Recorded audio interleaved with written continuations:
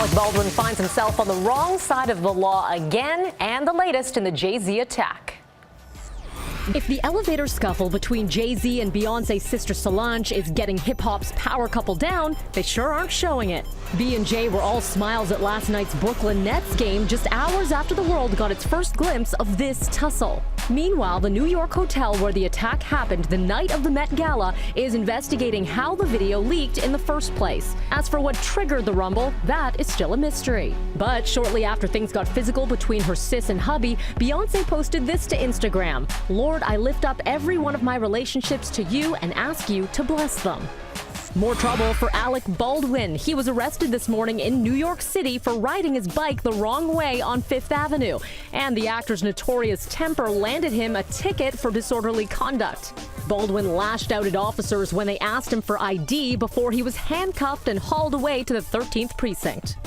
Where in the world is Casey Kasem? The radio icon's children are trying to track down the 82-year-old amid a nasty battle with their stepmother, Kasem's second wife, who has been arranging his medical care.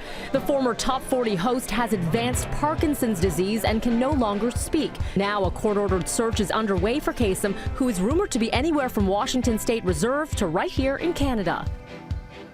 All right, we've got some good news for a massive movie franchise. Two big-time stars are on board.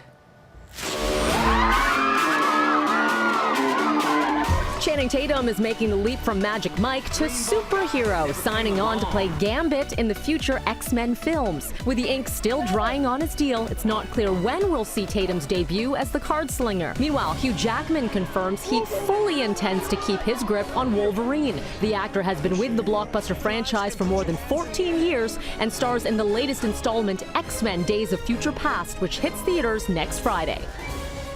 Love Hugh Jackman. Okay, it is one of the most anticipated films of the year. Here is part 2 of our sit-down with the stars of Godzilla. It was not a natural disaster, all right? Godzilla is gearing up for a big comeback. Before the flick hits theaters this Friday, Entertainment City's Brad Smith caught up with the monster cast. This was not the Godzilla I was expecting in a great way. But maybe it's the Godzilla you needed.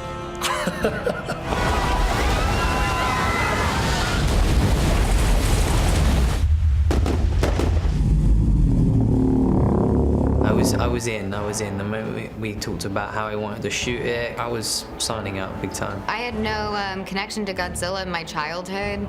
I knew he existed. And so for me, I learned about Godzilla and what he represented from a really awesome perspective from making this movie. We shot in Vancouver. And how important was it to not only destroy most of the world, but the beautiful west coast of Vancouver? It was too pretty. We had to knock him down a little bit. And on tomorrow's Entertainment City, it is the newest John Hamm flick. We chat with the stars of $1 Million Arm.